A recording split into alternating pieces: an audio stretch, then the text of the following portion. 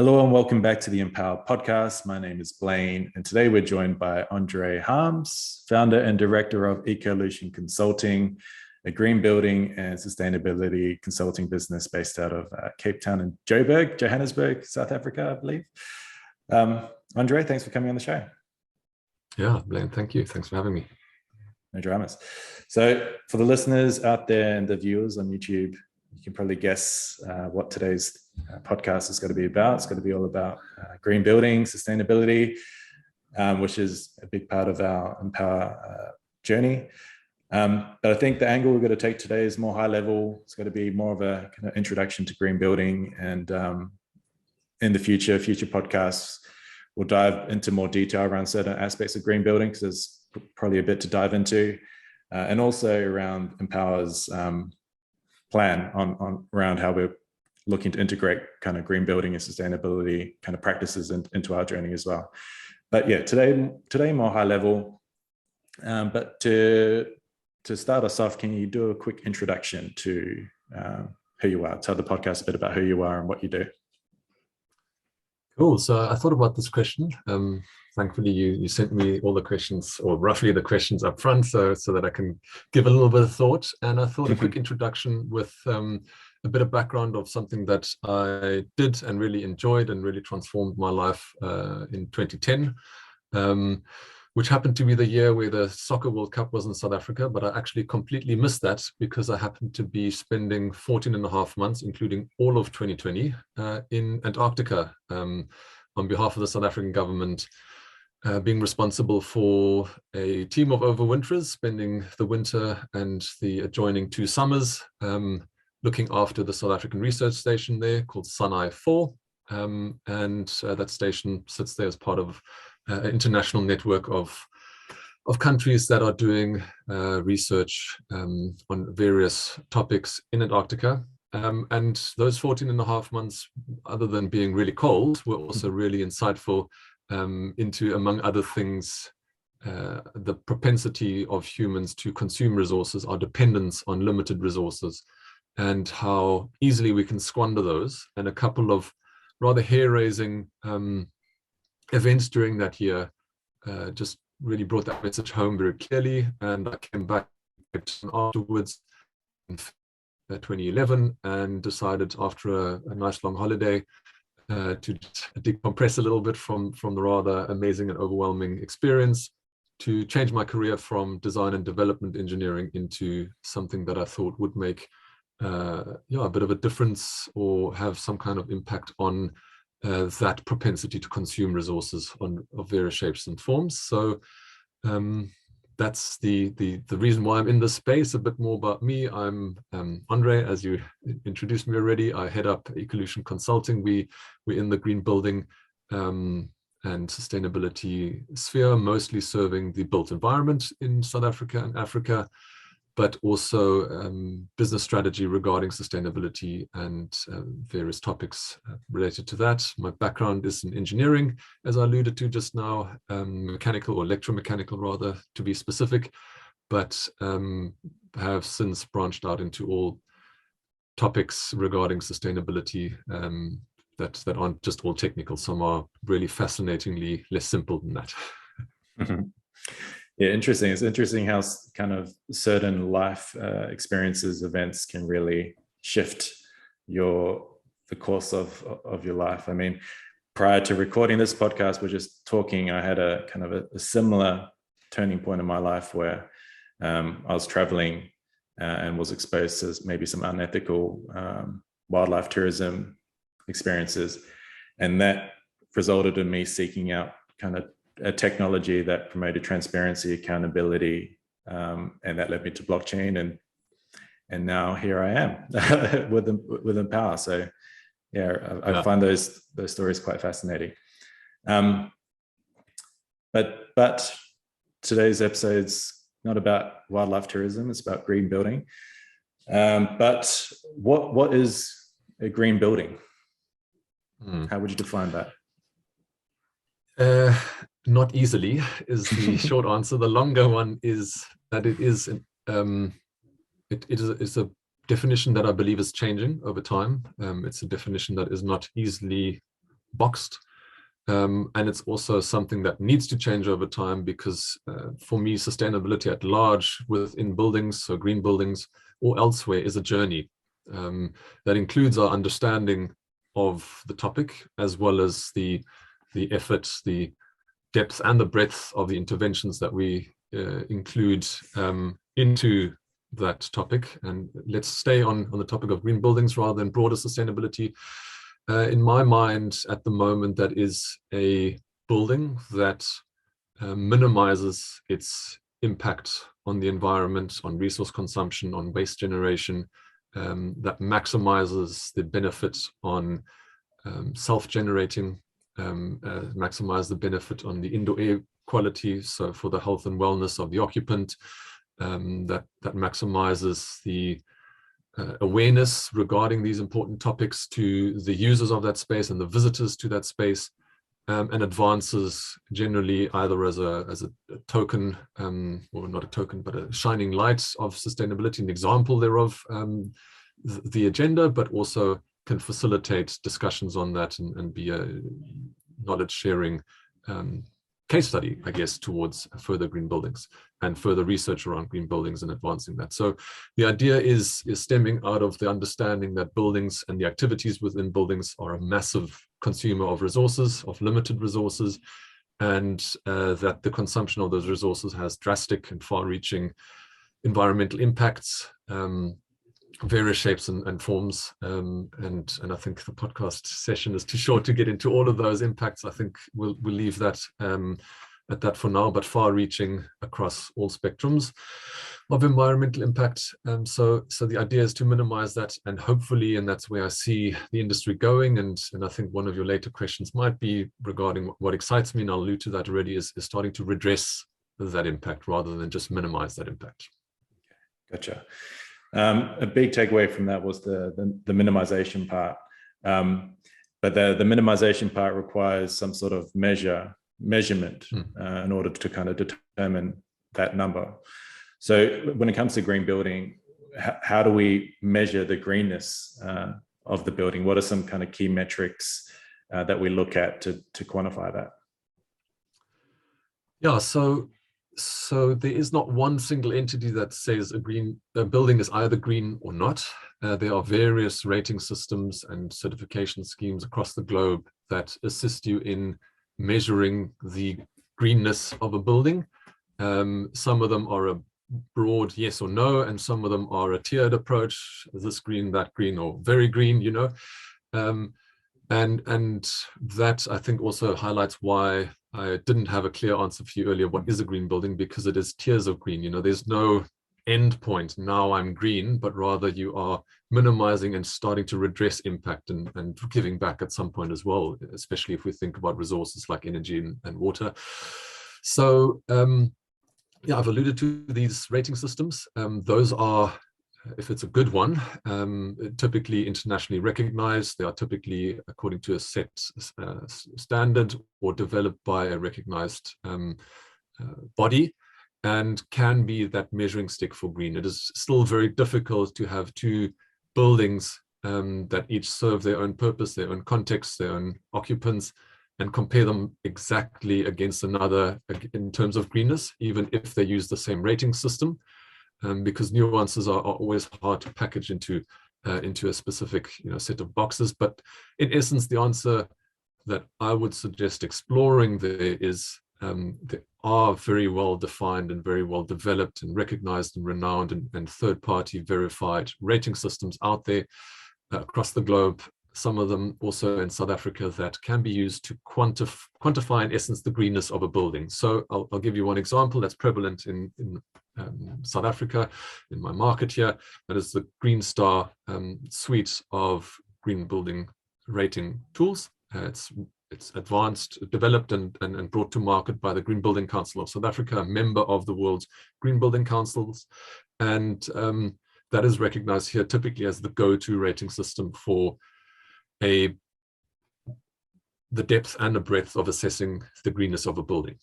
So it's quite a large number of so-called categories that are being assessed, from energy to water to materials, to the sustainability of the site selection, to transport evaluation, and various other metrics that in many instances are quantitative and in some instances are qualitative, and will together allow you to, in this case of this tool and many others as well, to amalgamate a set number of points if you achieve a certain threshold under these various considerations.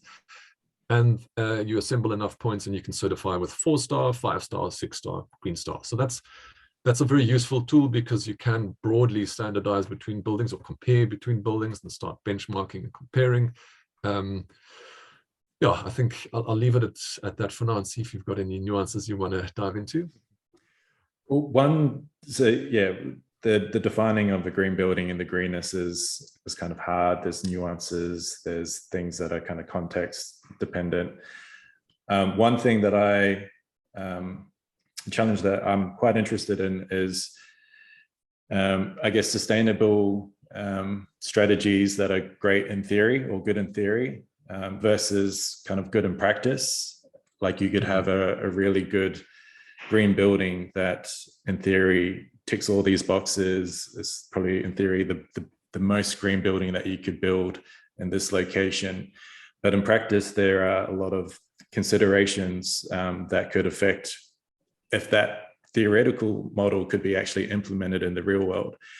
And it's that the balancing of the two that I find kind of quite interesting, because if you want to maximize the impact, you're kind of forced to work within the constraints of the real world in that moment, and then work towards the theoretically the best thing to do. But kind of acting within the real and then working towards the ideal, is an idea that I'm quite interested in. How do you think about that, like the theory, sustainable theory versus sustainable in practice kind of a thing? For me, a really important guiding light there is about the impact that the theory ends up making once it becomes the real. So we shouldn't be guided by what we call in the world of rating systems as points chasing, doing something that'll get you a point but doesn't necessarily have a beneficial impact on the project, on the environment, on the users, but really just ticks a box and therefore gets a point and therefore gets you closer to a certain aspirational certification outcome rather than a aspirational environmental or user benefit outcome. So it is a conundrum, and sometimes, obviously, depending on who wants a certification, there might be a slight disconnect between the real benefit and the bragging rights that can be attributed to a certification scheme. Our firm exists because we believe in the impact that it makes on the environment, on users, etc. Not necessarily to have a certificate on the wall. It is a service that we offer because it is a beneficial service in many instances and does spread the word and does help compare and is a good system to drive a building development, either a new one or a retrofit or an existing building, through to give you that guidance on what should be pursued. But it shouldn't be the tail that's wagging the dog, really. Gotcha. So I think just that concept of staying true to the outcome, outcome, not the certificate points, but rather the benefit to the building and the environment and the users, that must be the guiding light. And there's a couple of interesting and sometimes simple examples. I think the poster child for getting it wrong in our industry is there's a credit, for example, in one of the rating systems that talks about bicycle racks, and the requirements in essence sometimes result in bicycle racks outside of, for example, an industrial facility which has no practical, safe or meaningful way to use bicycles outside of the immediate site.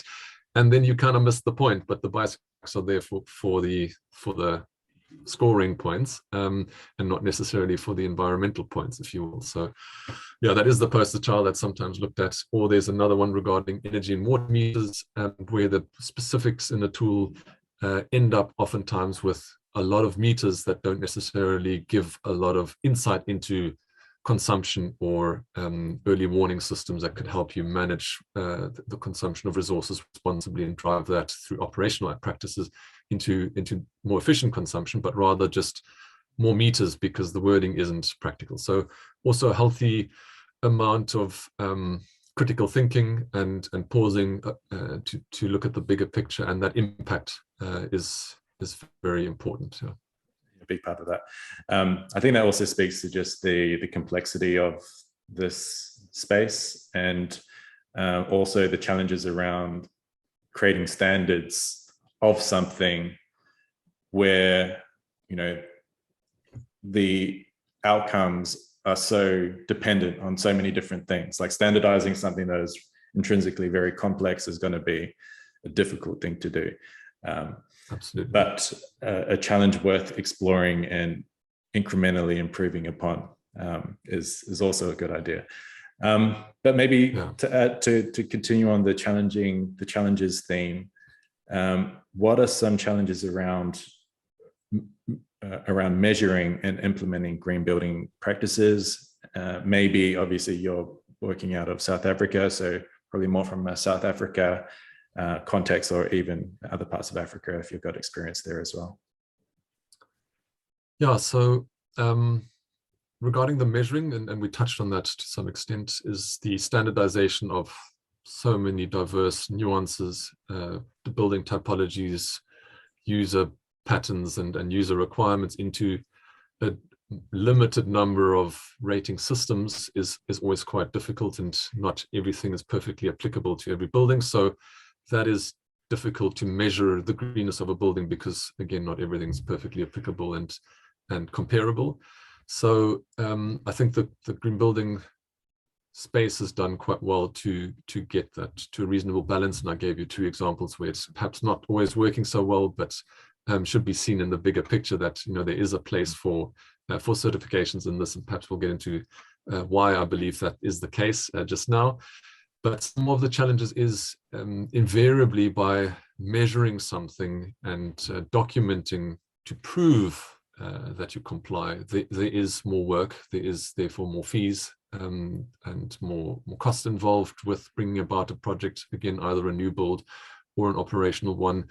The independently verified rating system, so the Green Star system, for example, that I mentioned earlier, by the Green Building Council that I referenced also would need to charge fees for allowing and affecting the certification of a building with their system.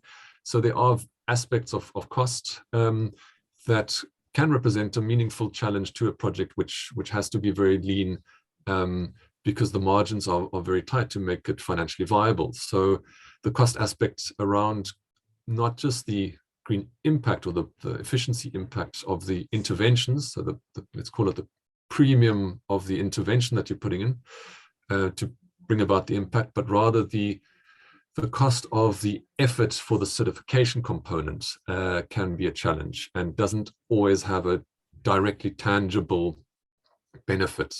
So if we are to separate 2 buildings that are identical, the one is certified and the other one isn't, the environmental benefit between the 2 is arguably nil.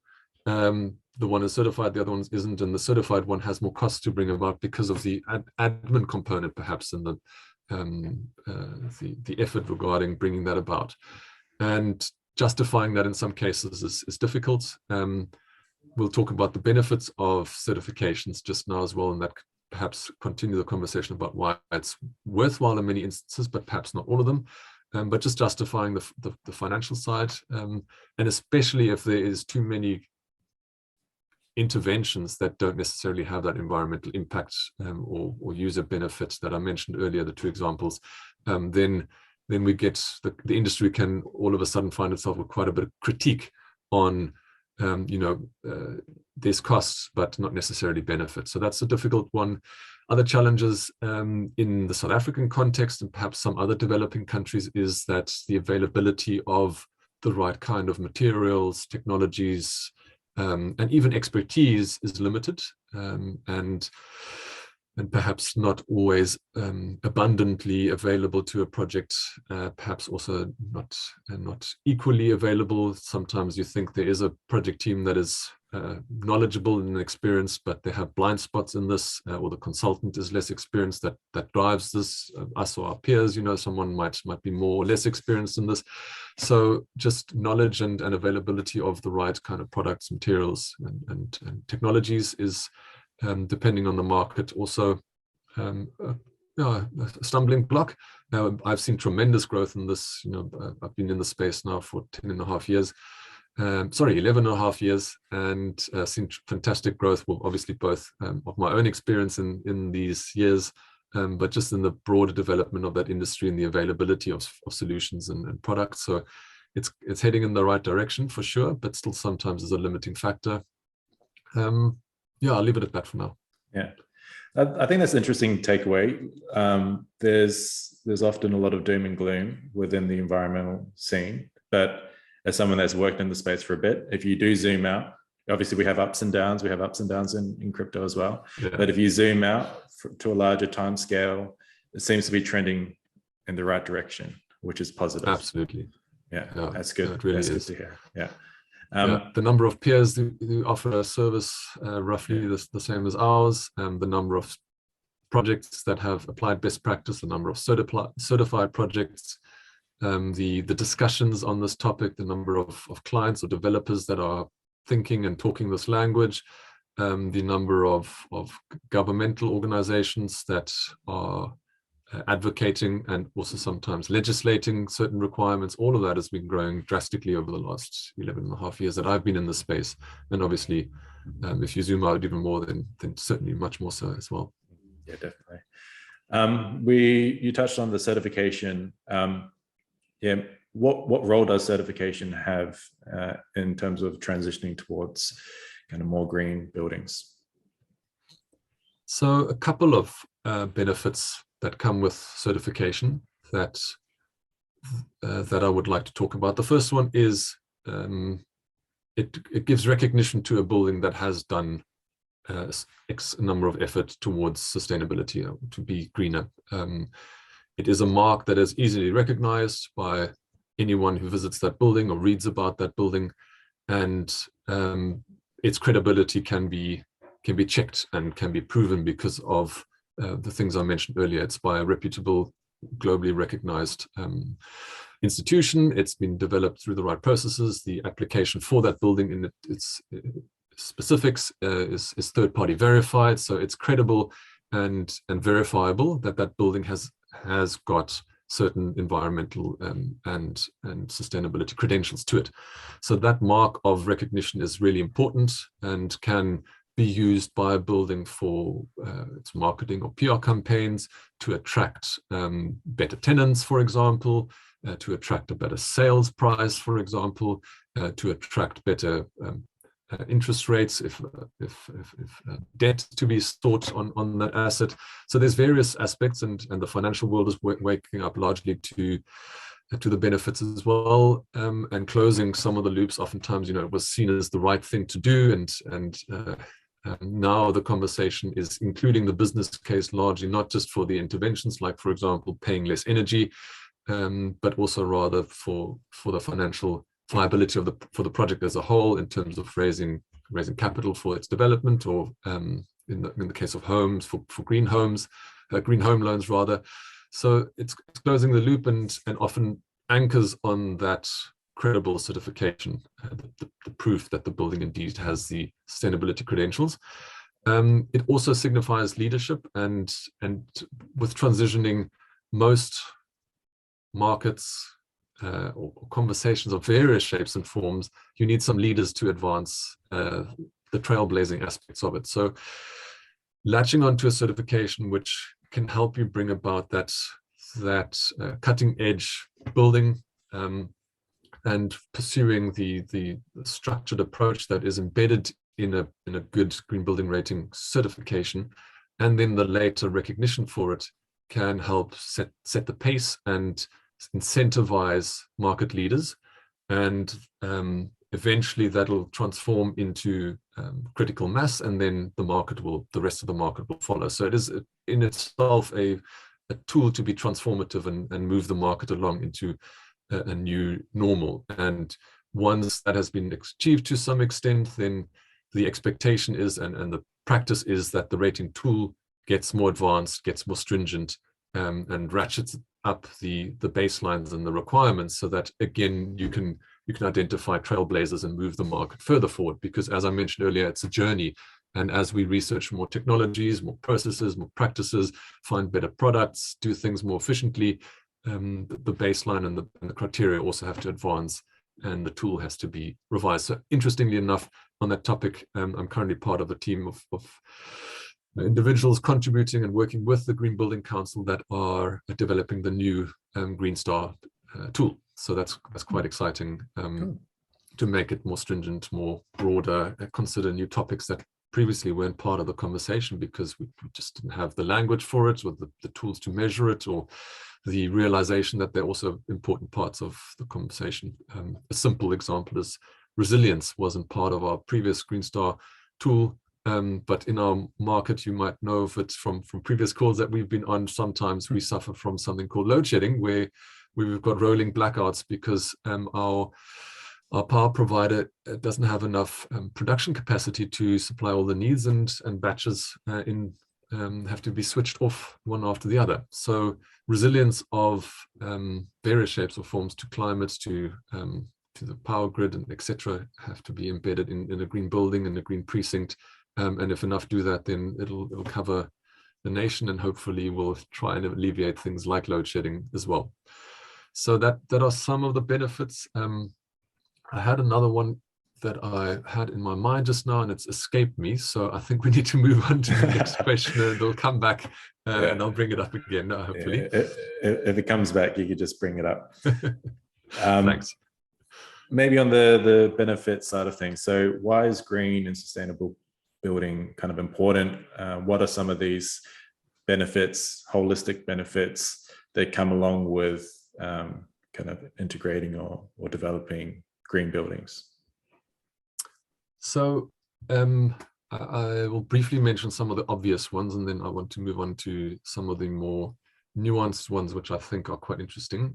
So a simple one that we all know about, a green building is by nature more efficient. Let's talk only about energy and water, and that will have a direct bearing on the operational energy consumption, operational water consumption, and associated bills, the charges that get levied to the building occupant for energy consumption, water consumption. So if you do your work right and you design and build a green building, your bills at the end of the day will be lower than had you not done that. So that's an obvious one, and feeds also into the financial viability of it. One that is often overlooked is the so-called indoor environmental quality. In essence, we design and build buildings for occupants that spend many hours in those buildings. In the case of offices, let's simplify it to 8 hours. In the case of residential buildings, let's keep it at the remaining 16 hours. But anyway, the exact number of hours is not important, but the quantum of hours is large. So we spend a lot of time in buildings as humans, and therefore the building should in essence be designed and built to optimize the space for these users. Often overlooked, and especially if cost, the first cost, is a huge driver, then the things that aren't critical to the building often get overlooked, and those can really undermine the quality of that space. I mentioned the word indoor environmental quality. It's one key metric or one key topic of the quality of the space. Things that feed into that are the quality of the air, the amount of daylight, the biophilia considerations, so exposure to and connection to natural elements, views, and various other aspects that aren't just nice, but they actually have a direct impact on the psyche and on the perceived well-being of that individual. It feels better to be in a space that is optimized for me than it is in a dark hole. And unfortunately today I'm calling from a little booth where the lighting looks horrible, so I'm not a strong advocate in the picture that you see, but typically I try and be in spaces that have abundant natural lighting and good views, and good quality air. And in the end, those contribute towards my productivity, in a statistically significant way, and also to my absenteeism. I am likely to be sick less often if I am in a green building than I am in a conventional vanilla building.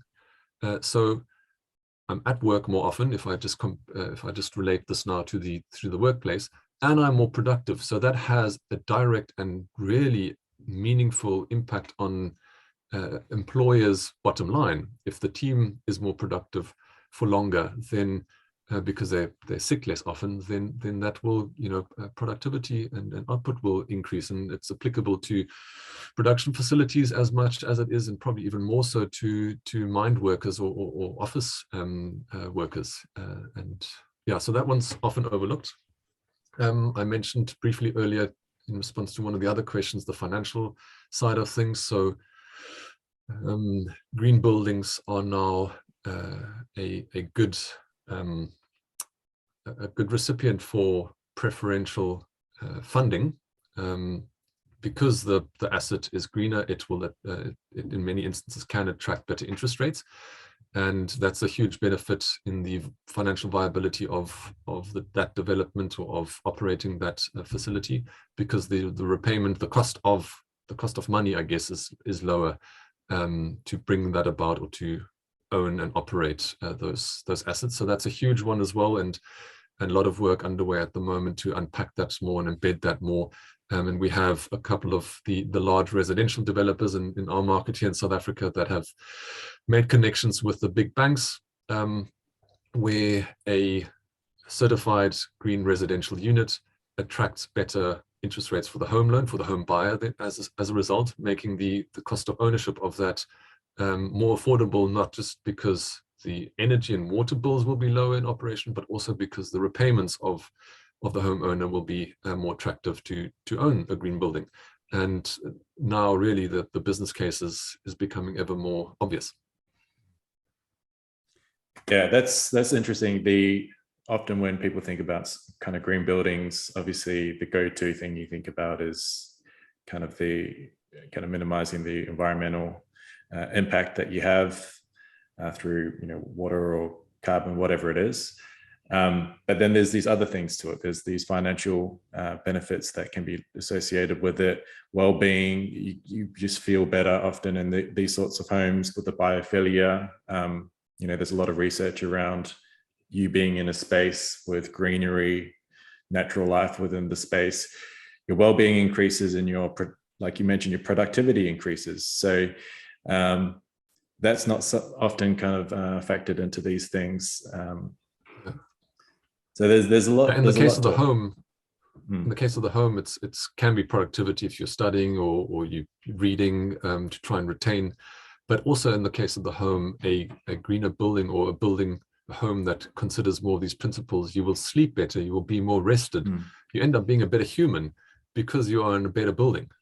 And the amount of time that you spend in buildings, obviously you kind of simplify it at 8 hours and 16 hours. But the reality is we spend a lot of time in buildings, and we are affected by our environment, and the built environment is your office or your home, and that, whether you like it or not, will play a role, and that will affect you and influence you in some way. For sure. Yeah. And I think that once I realized that, and also once I understood the drastic impact that buildings have on consuming resources and producing waste and so on and so forth, it just represents such a massive opportunity to improve things that is largely untapped. There's a couple of hundred, I think about 700 certified Green Star buildings in South Africa. That's a fraction of our of the stock that's out there. So largely untapped, and that's why I find this space so exciting, especially. And maybe this is a segue to, I think, what I alluded to earlier. What excites me about the space, I'll answer it briefly. I don't know if you've got other questions as well. That's what the next really one. Excites me is next one. Okay, good. So what excites me is just appreciating that large untapped opportunity. That it is a journey that we will get better and have to do more over time as we understand more, as we learn more, both about human beings but also about technologies out there. And what I mentioned earlier, that we start redressing our impact, not just being less bad, but starting to be more good, and conceptualize buildings that produce more energy than they consume, that treat more water than they consume, that can take into their processes waste from external parties or sources and manage that responsibly, and really, not just plant a couple of plants, but take that picture further and start uplifting ecology around it and building more habitats than they destroy, and so on. So that vision of the future buildings, and not just buildings but precincts, taking the lens outward and having a bigger picture view, really excites me. We're fortunate enough as Ecolution to work now on 4 precincts, precinct scale developments, that are just absolutely exciting, because the almost microscopic view of building by building is really important, and the impact is oftentimes in the detail, and we shouldn't do away with that. But when we start talking about precinct scale and what gets implemented on the precinct as a whole, and all the buildings on that precinct need to conform and need to think about these concepts, then impact was really so much larger and super exciting. Yeah, I think potential is a big one. I mean, the green building and these green practices can exist in multiple scales, like you talked about. Absolutely. A home, an office, a precinct. These are concepts that are applicable across the board. And another takeaway is the journey part. And join our journey is a tagline that we have at Empower. Oh, cool. But that's kind of the reality. Is it is a journey.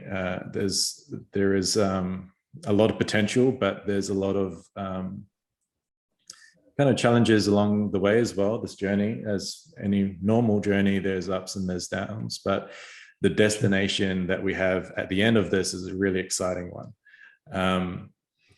Well, I find it really exciting, personally. And I think most people do as well. Most people find this kind of idea quite exciting. And you were talking about, that probably is the regenerative concept that you're talking about. So instead of just maybe sustainability and regeneration are kind of maybe on the similar sort of thing, maybe on a continuum maybe, but